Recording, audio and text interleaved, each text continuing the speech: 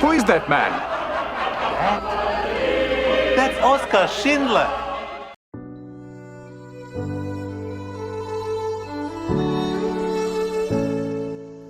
1939년 제2차 세계대전이 발발합니다. 독일이 폴란드를 침공하자 유대인들은 서서히 인간 이하의 대접을 받기 시작합니다. 한편 독일 국적의 사업가 오스카 쉰들러는 기회를 포착합니다. 전쟁 중 값싼 노동력을 활용하면 돈을 벌 수 있을 것 같아서 그는 폴란드 크라쿠프에 공장을 세우고 유대인들을 고용합니다. 그에게 유대인은 처음엔 값싼 노동자였습니다. 하지만 어느 날 그는 그 참혹한 장면을 목격합니다. 게토 청소 작전. 아이들이 부모와 강제로 떨어지고 노인들이 총에 맞고 시체들이 길에 내던져집니다. 그는 한 소녀를 봅니다. 붉은 코트를 입은 작은 소녀.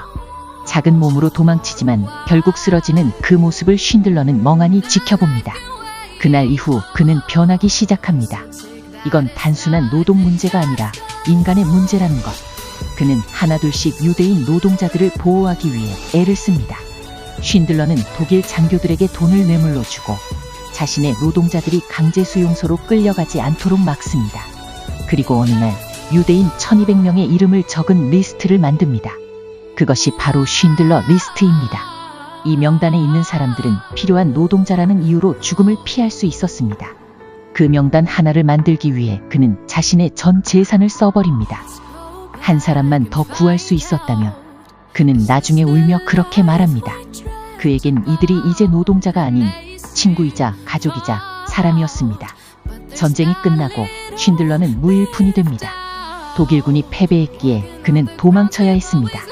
그때 그를 도운 사람들, 그의 리스트에 있던 유대인들이었습니다.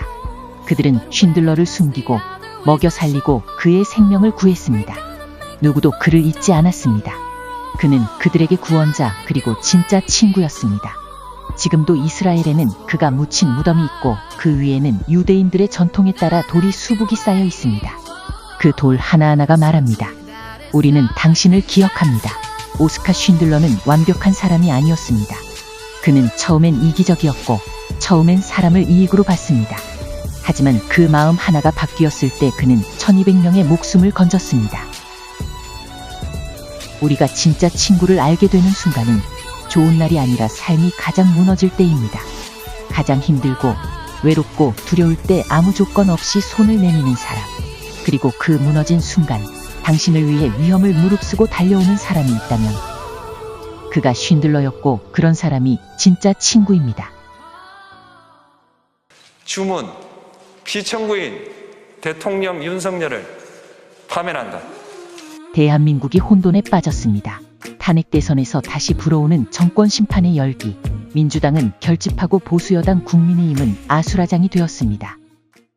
판교역 앞 출근길 유세 현장.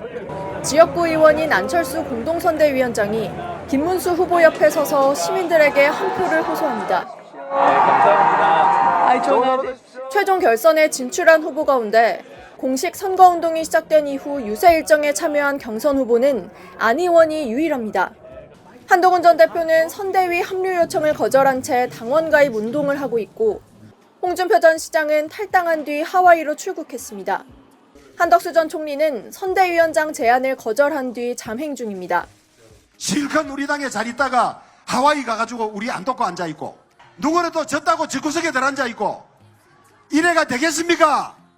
단일화 내홍을 겪으면서 일부 현역 의원들 역시 선거 지원에 소극적입니다. 대선 경선 4강에 들었던 안철수, 한동훈, 김문수, 홍준표 그리고 무임승차 한덕수. 국민의힘 최종 후보가 되기 전 네 사람의 공통점은 이재명 후보가 대통령이 되어서는 안 된다는 것이었습니다. 그러나 한솥밥을 먹은 동지이자 친구, 전우였던 사람들이 빛의 속도로 돌변했습니다. 김문수 후보가 대통령에 당선되기는 현재 시점에서 가능성이 희박한 선거. 등 돌린 형제는 원수보다 무섭다고 했습니다. 그만큼 내부의 분열과 배신이 외부의 적보다 위험하다는 뜻입니다. 그러나 안철수는 항상 다른 정치인들과는 달랐습니다. 그가 치른 선거에서 주인공이 안 되었을 때도 빛나는 조연을 보여줬습니다. 지금 이 순간 김문수 후보를 구하는 것은 이재명 후보를 막는 길입니다.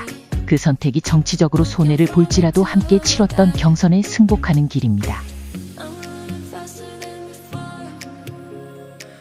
시간이 많지 않습니다.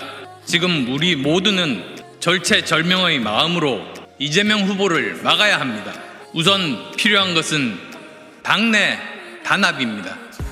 한동훈 전 대표님, 과자 먹으며 인터넷 라이브 방송하실 때가 아닙니다. 페이스북 글 몇 줄로는 이재명 후보를 이길 수 없습니다. 이제는 거리로 나오십시오. 당원의 손으로 당대표가 되신 분이라면 이제 당과 대한민국을 지키는 일에 나서 주십시오. 그것은 선택이 아니라 책임입니다. 나중에 뒷감당을 어떻게 하려고 하십니까? 제발 대의를 위해서 나서 주십시오. 홍준표 전 시장님, 이재명 후보와 민주당이 집권하면 대한민국은 위태로워집니다. 시장님은 우리 당의 자산이자 중심이셨습니다.